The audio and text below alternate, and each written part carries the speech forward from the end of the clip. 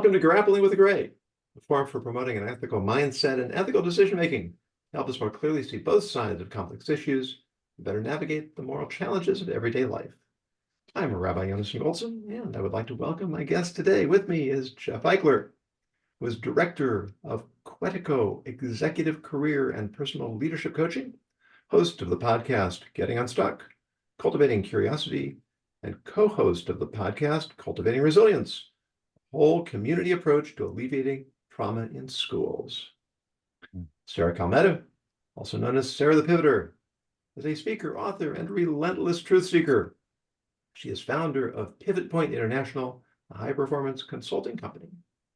And Scott Mason, also known as the Myth Slayer, is a speaker, podcast host, and coach working with executives and entrepreneurs to magnetize and monetize professional freedom by dislodging toxic myths, to ignite the charisma within, and if I'm not mistaken, a two-time TEDx speaker.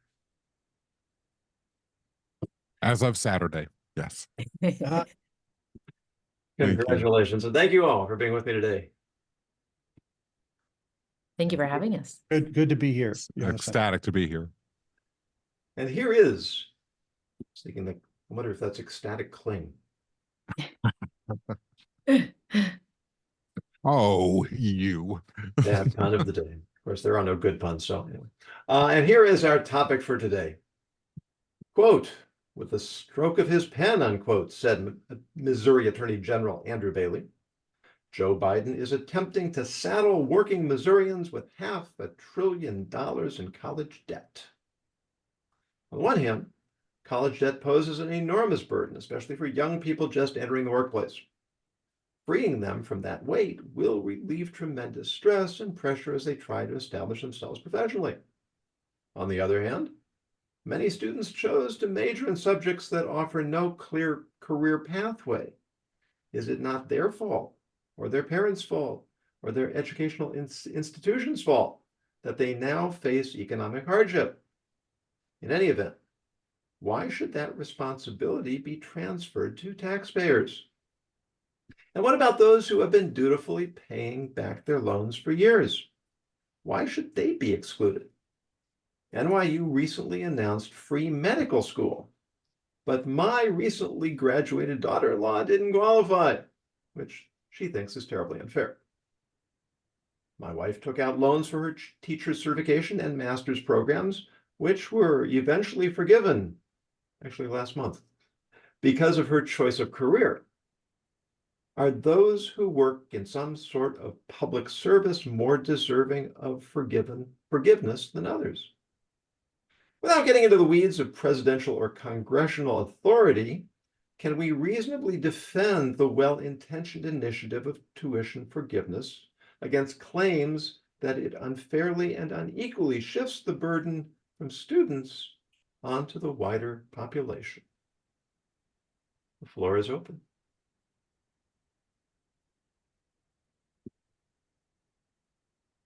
I'll start. Please do. I knew you were going to. I was Voice, Scott. biting my tongue. Oh, so I'm going to make a pretty strong argument that the burden shifting is absolutely on point and the right thing to do for us as a society, as well as for those whose loans have been forgiven. First of all, let's talk about those who have already paid their loans, including someone who had to pay his law school loans and suffered for a long time because of that. Just because something has been going on, people have been inconvenienced or had hardship in their life, to me, doesn't mean that it should continue in perpetuity. If society can make a change for the better and save people money in the future, I would much rather have that than just continue to have people financially oppressed for no reason. That's number one. Number two, let's talk about the separate issue, at least in my eyes, of whether the burden shifting is right. I actually think that for us to be the optimal society that we need to be the sort of society that is able to galvanize the best minds from all over to be able to face challenges that we as a planet and as a people possess, or I'm sorry, will be facing, it is hugely important for us to be able to maximize the number of people that are educated in however many sets of skills that there are. Even if a collegiate degree does not necessarily lead to a lucrative career right out of college. Let's say you majored in, I don't know, ancient Norse basket weaving. You still learn critical thinking and analytical, as well as a host of other skills, including social skills, through the process of any liberal arts college degree, number one. Number two, the preservation of knowledge, even knowledge that may seem arcane, is of enormous value to the institutional development and longevity of any society. And for us to discourage people from doing that by rising educational costs or the inability of them to pay off the educational costs associated with that actually has a huge negative long-term impact on that society. We don't want to be having to pay that cost, even if it's invisible up front.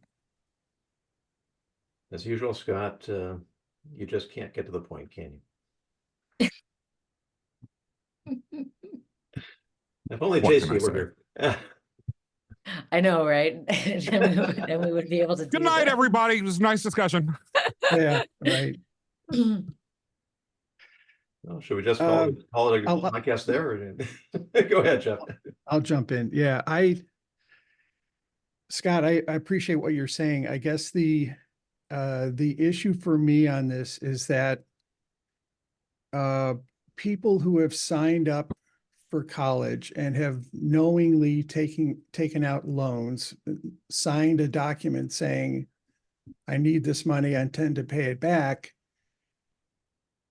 I have an issue then with forgiving it for some and not all. And what I mean by not all is, as I've read this proposed idea, this would not necessarily affect equally those people who choose to go to trade or vocational schools. Mhm. It would affect them if they take out federal loans to go to trade and vocational schools. But a lot of times, those are not available.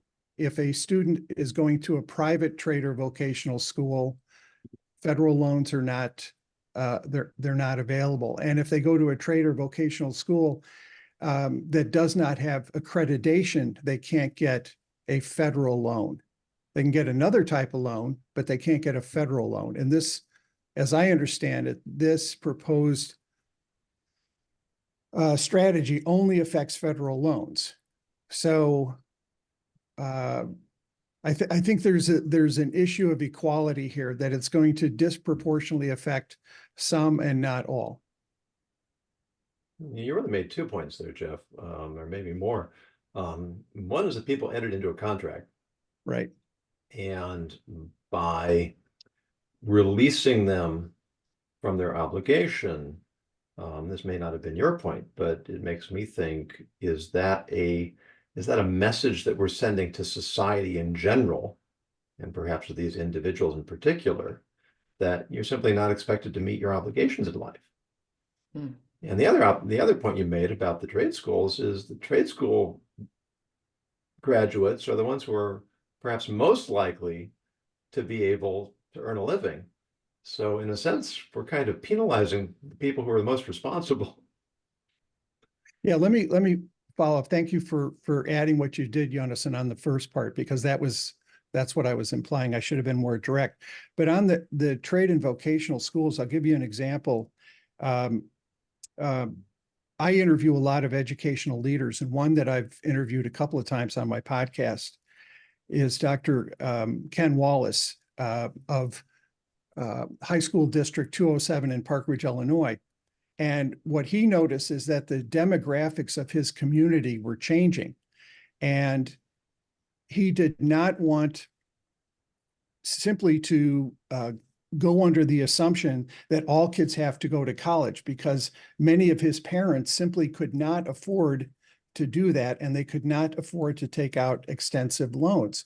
And so what he started was a extremely in-depth vocational trade program, where they have now more than 700 partners in this high school district, where kids can get internships. And if they so desire, can go into the trades, avoid college, avoid the heavy debt of college. So I think one of the things that has to be considered here is that college may not be and is not right for everybody. It has become often the standard that you go through 4 years of high school and you go on to college. And what Dr. Wallace said was we need to open up the options for kids and for families. Yeah, my wife teaches special ed, and she is often having this conversation with parents who they have this ingrained belief that the kids have to go to college. And she's trying to tell them, that might not actually be in your child's best interest. There are other avenues where they can be hugely successful, given their the complexion, their intellectual and psychological makeup, in ways that college simply would not serve. But Sarah, what do you think? Well, as usual, I can see both sides of the argument here. I was very lucky to be able to go through university without having to take out any loans. But I worked very, very hard for scholarships, worked while I was in school. So this argument never personally gave me a strong feeling one way or another, especially having been based abroad for a long time. So I didn't necessarily feel the potential tax or burden of it. I do think that it's important to recognize that our entire system is just broken, because in the regard of, let's just talk about, getting these loans, how easy is it to get a credit card and rack up debt and have these high bearing interest on here? So if students are not able to get federal loans or grants through FAFSA, they're going through other avenues, which means they might be putting on a credit card and paying minimum balances. We're trying to do it so slowly that by the time they graduate with a degree, it's almost worthless, in the sense that all the knowledge they learned is now obsolete, right? A lot of the tech, for example, or social media type of tools that we have 5 years ago, these weren't even, a part of strategy for marketing. It wasn't part of the conversation. And so this traditional, let me spend 6 figures and upwards, depending on where you go. Sometimes you can take advantage of, in-state tuition to get a piece of paper that says I can do the things because I've ticked these boxes, but I still don't know how to file my taxes. I still don't know how to talk to another human being. I don't know how to go and interview, but I can do the job. Is that really worth anyone's time, right? And then what are schools incentivized by?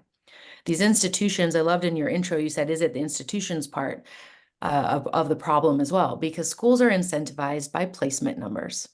So I'll give you a great example. I've spent the last 15 years very heavily involved in the business aviation community, working with private jets.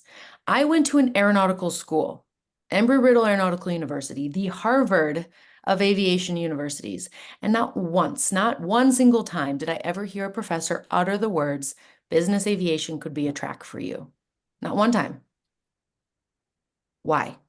Because it's a smaller part of the industry, yet still provides tens of thousands of jobs just in North America alone, but they don't get the same placement numbers. So they focus on the aerospace defense companies, they focus on the airlines, the manufacturers, right? The airports. But yet it's still a viable option that there was no awareness of. So I think this conversation stems into, we need to make sure that there is access to education. I mean, we need the trade jobs too, right? And why should they not get relief just because they didn't choose an intellectual desk warrior job? You can go to other countries and get visas, like to Australia if you're an electrician or a plumber, because nobody wants to be a tradie anymore. They don't want to work with their hands and get dirty. But you will always need those things, right? No matter how fancy we get with our tech, we will still need all of those services. And then at the same time, I appreciate Scott's point. We do have to protect also the knowledge transfer and the cultivation of the minds, and how we can have access to this information and not let things go obsolete, let things get lost to history. It's happened many times before. And yet there are a lot of barriers to entry. The other point with that, though, Scott, is that there is a lot of free education online now, right? There's Coursera, Udemy, all these other things. And a lot of schools like Yale and Stanford and other places offer courses there. You just don't get a certificate. You can't apply it towards a degree. I've talked to a number of people, and I know from running programs that if you're not paying for it, you don't really invest your time and energy into it. So you're not really learning and getting to the same level and mastery that you are when you're in a cohort of people who are all working towards that thing, and you're feeding off each other in the group energy, and you have skin in the game. I also really appreciate the point that you made, Yonasan. I've certainly made investments into programs and things before where I get in and I go, wait a second, this is not exactly what I was sold, but I still have an obligation to pay it.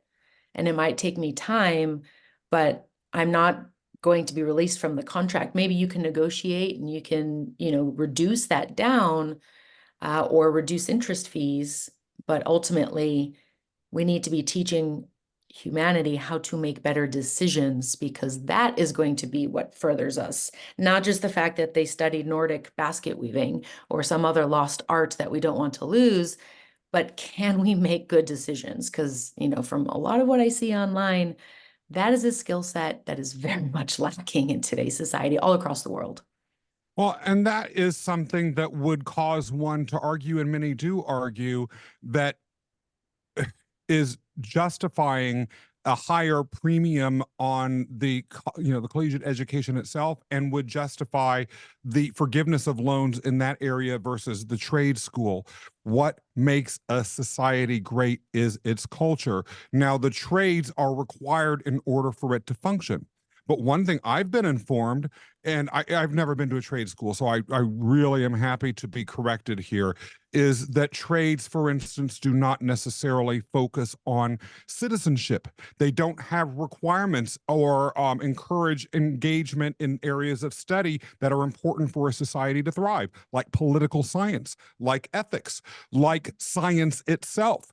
And so if we are treating things that are not necessarily equal in terms of what they are contributing to the overall health of society, then if we're treating them exactly as though they're exactly the same when really they're not, then are we also making a very dangerous statement about what we value in our society? That needs to be considered too. And education is about more than where you can get placed.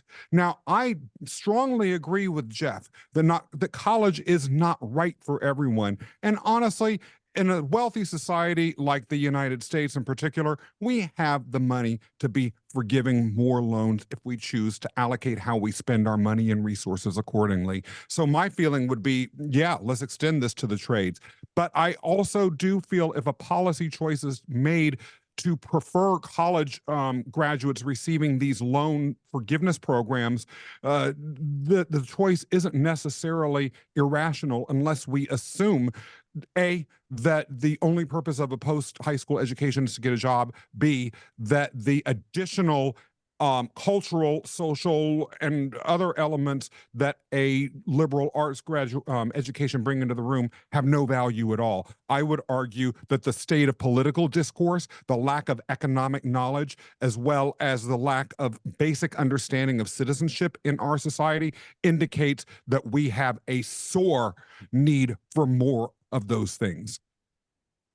I'd like to make a comment really quickly, because why do we need to wait until college degrees in order to have those elements?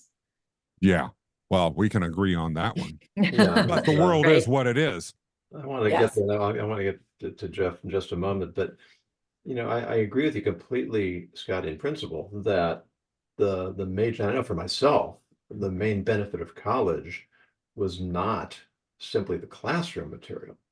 It was the culture. It was the dynamics, the entire infrastructure. There is and I'm not sure. I'm not sure I really want to open this can of worms up all the way, because I think I'll derail what I think is a very focused discussion. But there's a big debate going right now in this country about college culture. And whether it is actually beneficial towards the health of the country. Certainly people who are more on the conservative side are increasingly seeing colleges and indoctrination centers of illiberal values. So what I hear you saying, Scott, I think in principle is absolutely true. In practice, I think it leads into a wider debate. But Jeff, I wanted to ask you, and certainly feel free to add your own comments that are in your mind right now. But Sarah, you led off saying the system's broken, and I think that's a place we can all sympathize with that mindset. But why? Why have costs skyrocketed, and why has relevance seemingly declined? Do you have any insights into that? I did look into, why college costs have gone up, and part of it is, and this goes way back, I guess, when I was in college many years ago, that they were getting subsidies from both the federal government and the state government, which they're, in some cases now, they're not getting anymore. So they're having to get it from kids and the kids' parents. But Jonas, and I did want to follow up on Sarah's point about the system is broken, and we need to go downstream into what's not happening in high schools today. We're basically operating a high school system that's 150 years old, and we still, excuse me, we still emphasize that kids have to get 16 credits to graduate, 4 in language arts, this many in science, this many, blah, blah, blah. We're not doing many of the things that we should be doing that would help kids to be more informed citizens. Social studies, which was my field, history, was always the weaker of the group. You could have 3 or 4 math credits, and you could graduate maybe with 1 or 2 history credits.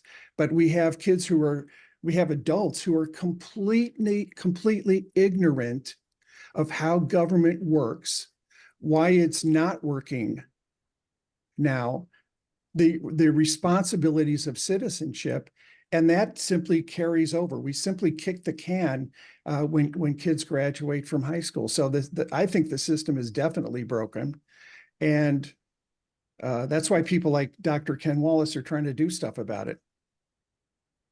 I have a comment here from our friend Mark O'Brien. Is a legal financial contract a contract unless or until the president says it isn't?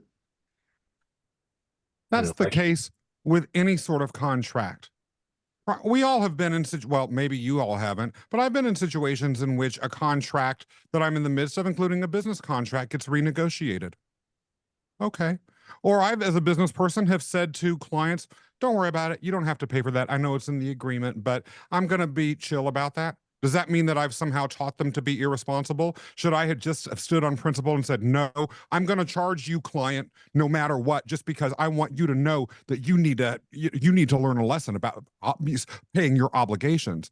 Contracts are negotiated. They are renegotiated. That has happened since the beginning of time. That's contracts for these loans are with the federal government. The federal government chooses to forgive them. So what? That's no different than any other contractual arrangement.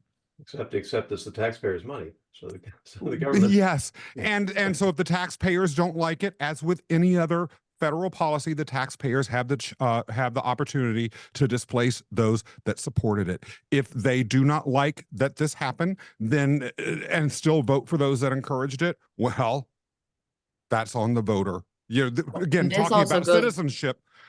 I just have to say this. I'm sorry, Sarah. Talking about citizenship and what Jeff was talking about a minute ago, part of what we've lost, in my opinion, in a culture, is that we as the voters actually are the arbiters for the behaviors of those that we vote into office. Yeah. I was going to say that because we're not taught about government and being a good citizen or being a good steward of the culture, of the land, of all of these things, then we have people with misinformation, half information, misunderstanding, going and making decisions and going and voting or not voting, thinking that their vote doesn't make a difference. or they're voting on like one issue. I'm going to vote for this person because I support this one issue, and they completely neglect to look at anything else. And I'll say from my time abroad that as an American, it is extremely embarrassing that my partner who's Australian and all my friends who are British and Australian or French or from Hong Kong know the US government and policies more than I do. So true. I had to actually study and try and learn so that I could even keep up in conversation. And it's something that is very, very common. Everyone that I know who's American who has spent time abroad is like, wow, I actually know nothing about my own country and history. And we are a very young country compared to the rest of the world. The other issue for me here is if we forgive loans now, is this in perpetuity? So kids sign a contract, parents sign a contract, and then it's forgiven down the road. And what's the line between that type of system and free education, which many countries in Europe around the world have? They offer free higher education. And we seem to have this idea that we want to have the best of both worlds, or we want to have one foot on one side of the line and a foot on the other side. We want people to say, yes, you have an obligation to do this, but we're going to forgive it down the road. I don't know what we're teaching people when we do that. Especially when we have a steadily rising national debt that may already be unsustainable, but is certainly heading in that direction. And Or it's just also, like the yeah, go ahead. reprinting of money. Well, yeah, and that doesn't work indefinitely. No.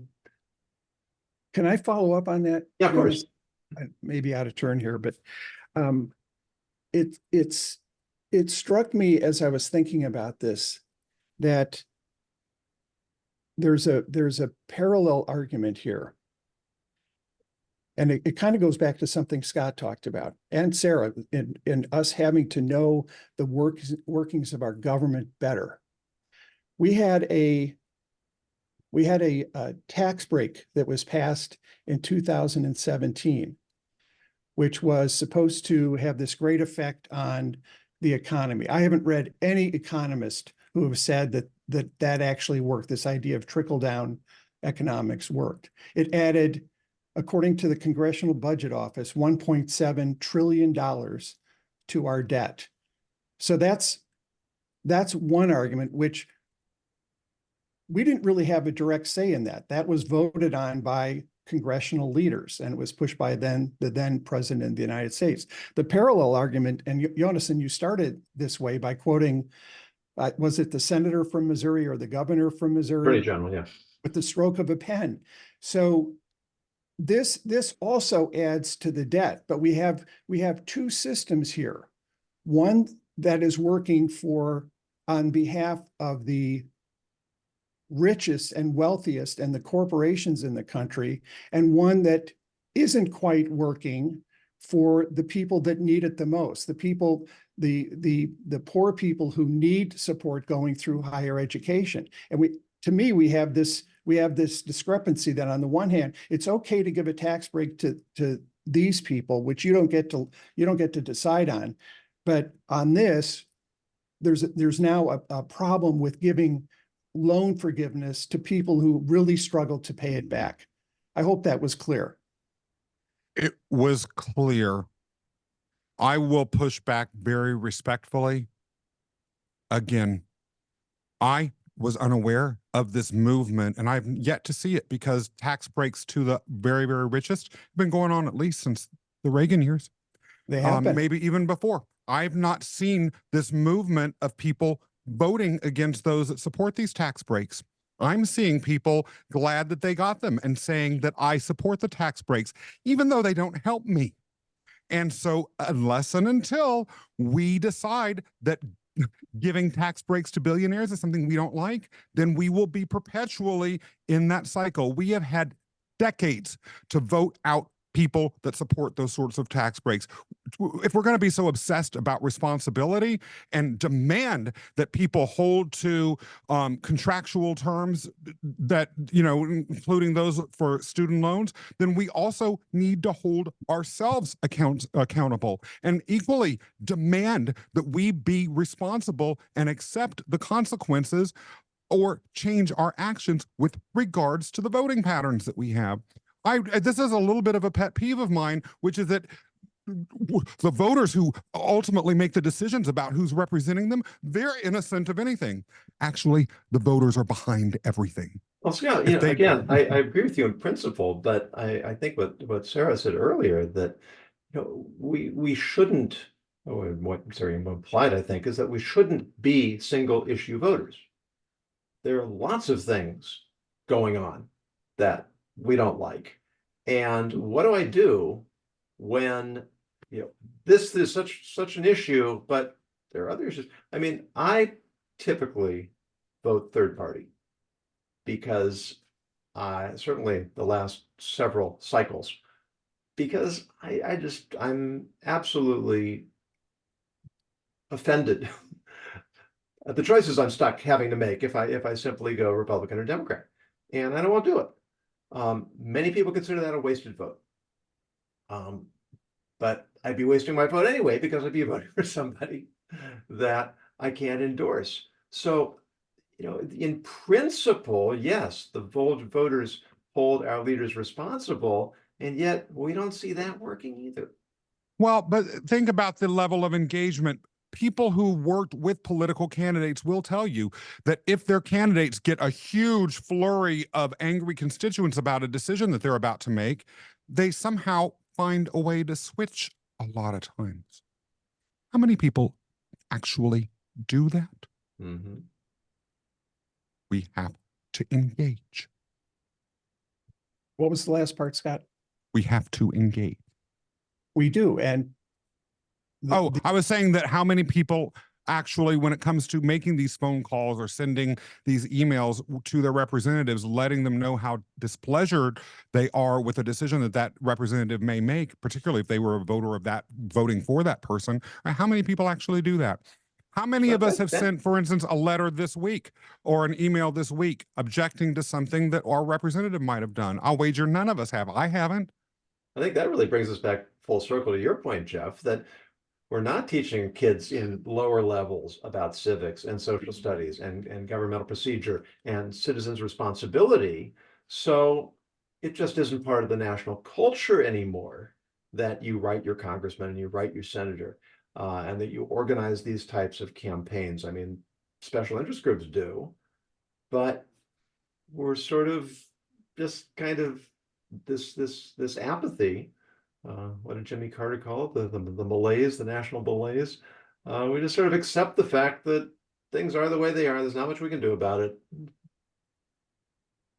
We're a lazy public when it comes to knowing what's going on, and often disinterested. And part of it, Scott, I think, is that people feel they don't have power, so why bother, right? That it's these people in office are going to decide. And well, Sarah, you looked like you were going to jump in. I don't mean to keep stealing the mic. That's all right. I agree with what you were just saying, because people are too interested in what's happening on TikTok or Instagram to care about what's happening in their local communities. I mean, I bet you could walk down the street, wherever you live, whoever's watching, and you could talk to people, if they'll talk to you, and ask them if they know about the local community government and policy. I guarantee you the answer will be no for like 99.9% of the people. And we need to get more involved and get into it. It's really fascinating to go to other places and learn how their governments work and how actively involved at the community level people are, because then that leads to, okay, well, if my community can do this, then we can do this as a state, we can do this as a country, right? And that's where that information and input, it's not interesting to people. So how do we make it interesting? I think that's what we need to focus on, because there is this general sense of, I mean, for a long time I was overseas, so I thought, why do I need to vote? I don't even live there, right? And I was very apathetic. But apathy is breakdown in relationship. And if we have a whole country of broken down in relationship to the country, to the nation, then this country won't last as a country. You remind me, Sarah, the late Rabbi Jonathan Sacks, the chief rabbi of London or England. He compared English and American society in a very interesting way. He said, if you go and look at the monument to the memorial for David Lloyd George in Britain, you'll find 3 words written on it: David Lloyd George. And the one for Nelson Mandela has 2 words: Nelson Mandela. And the one for Churchill has 1 word: Churchill. He says, you go to the Washington Mall, and what do you see? You see these vast marble walls etched with, Lincoln's Gettysburg Address and the second inaugural, and all these quotes from FDR and Thomas Jefferson's. I mean, you've got a history right in front of you that everybody has access to. And yet you have these talk show hosts that go out on the street and they'll interview people, and the ignorance is absolutely appalling. I mean, they can't tell you who was president during World War II. They can't tell you what century John How many F. states Kennedy we have? Yeah, you're right. It's this apathy because we're just so distracted with trivia and with immediate gratification. And Scott, you said we have to get engaged. Yeah, we sure do. What do we do about it? Yeah, okay, we're here. That's 4 of us, and however many people are watching this. Changing a culture is daunting. Sadly, oh, go ahead, Jeff. Oh, no, I'll follow you, Scott. Oh, thank you. Sadly, I think sometimes it takes a dire situation to wake people up to the necessity of that. Sometimes we have to accept the fact that it is too late. Excuse me. So I had a friend, and I'm not making any political judgments or a statement about my own beliefs here. This is just a statement of facts. It's about a controversial issue, but no general political statement is being made. This is a person who felt the most important issue that there was the preservation of Roe v. Wade. She's pro-choice, and she said this: if there's any hill I will die on, it's it. Okay. So she voted for Republican presidents 40 years. And when Roe v. Wade was overturned, she was upset.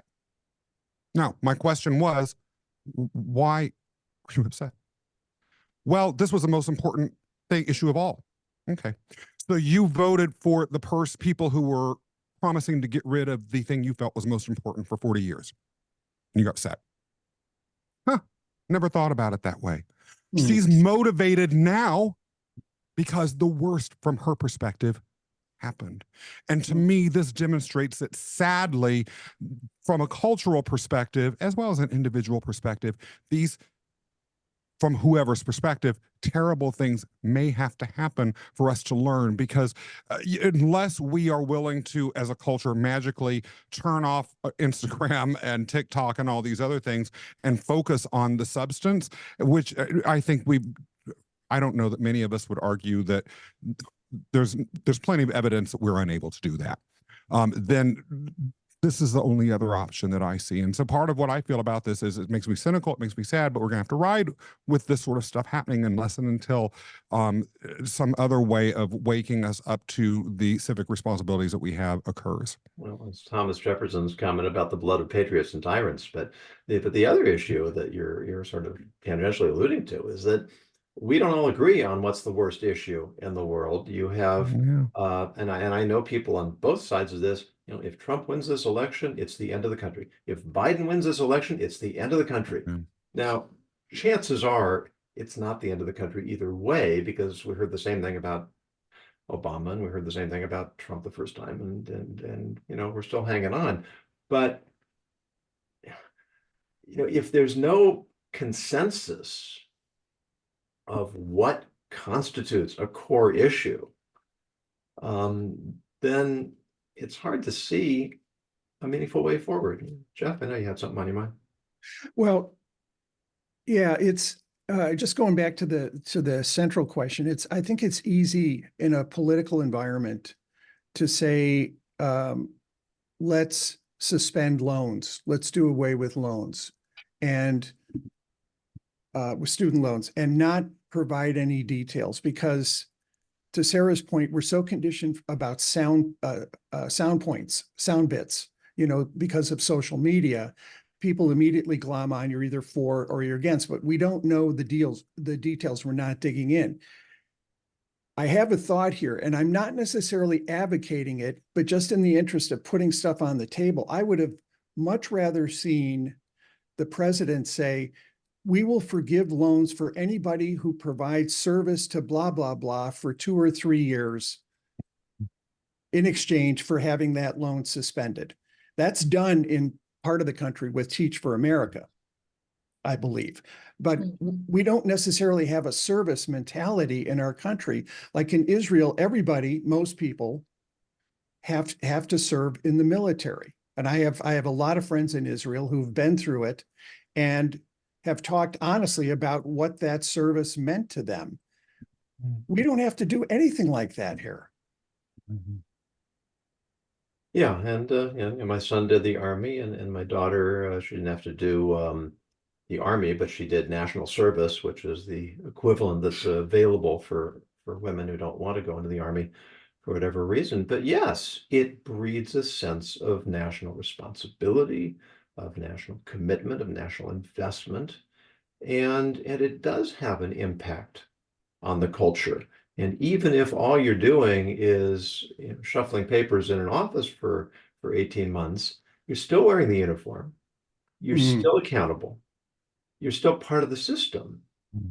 And that has an impact on national psychology. And I think that to put some sort of criterion on debt forgiveness, if you demonstrate desperate need, if there's some mitigating factor, if you will commit yourself in some way, but the sort of carte blanche, we're going to let you off the hook because things aren't working out. I appreciate your passion, Scott, but there is, I believe, a sense of obligation, of responsibility that also has to be part of the culture. And weighing the variables, let's get down to detail. I mean, whoever's in charge of these things, Jeff said, you said that we don't even know how this is supposed to work. And that's part of the problem too. Because, okay, wave of the hand, stroke of the pen. And Exactly. and there doesn't seem to be responsibility or accountability. And that sends, I think, a dangerous message.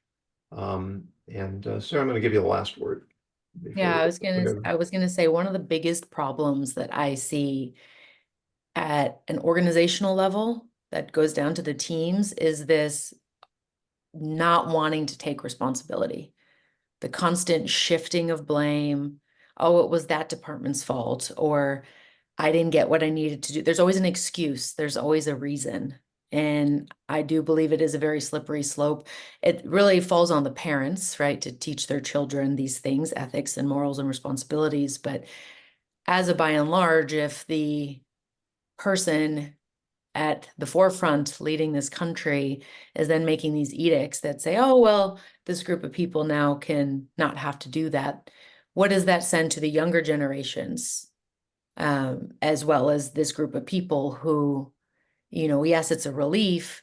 In some cases, that's going to help them be better citizens because they will be able to have the stress off their shoulders and actually show up and do the thing that they are doing. But again, it's really down to, did we teach them well enough? And if we are giving this message of, hey, it's okay to just change your mind. My dad actually said something to me once. He said that the world really changed when the BIC generation came into play. And I said, what do you mean by that? And he said, BIC pens, disposable pens. When all you could do is just throw it away and get a brand new one, people stopped caring about doing the work to make the thing work. And that went for machinery, for homes, for relationships, for jobs, for organizations. And I think that there is really something to be said about that, because there are products that are literally produced today that are designed to fail just after the warranty ends, so that you have to buy. I mean, how many of us, we can't even use the next iPhone because the software updates, right? And then it's too slow and all of a sudden it doesn't work. So I guess I get a new one, right? And so I think that we really need to pay attention to the downstream effects of decisions. And of course, as your podcast is, it's very gray, and it's worth having conversations about at multiple levels. Yeah, I appreciate that. I mean, you make such an important point, Sarah, that what is a culture? It's a lot of little tiny pieces coming together to create a mosaic. And when you're not happy with the picture, it's very difficult to point to any one particular place and say, this is the problem, because you see problems all over the place. And then the question is, okay, there's so many problems. Where do we go from here? Where do we start? And that's I'm not big on pop culture, but I think it was Pink who recorded a song called "What About Us." That the next generation is looking at the mistakes of the previous generation, thinking, "This is what you've left us." It's a responsibility that we all have, and we can take more up on the in the second segment. I'd like to thank Mark O'Brien for his comment, even though we only got to read a small portion of it, and Fern just weighed in with a comment that we're going to have to hold it at that. So thank you, Jeff Eichler, Sarah Calmetta, and Scott Mace. Particularly thoughtful, engaging, and as always passionate conversation. For those of you who are watching or listening, please, if you have a topic you'd like us to take up, go to my website, ethicsninja.com, use the contact information, submit your idea. If it's compelling, we will take it up on a future episode. And if you go to my Substack and become a paid member, you can see the backstage conversation, which we are going to enter into shortly. But until then, continue to remind you and encourage you, as always, to grapple with the gray. Thank you, Jonathan. Thank you. Thank you so much.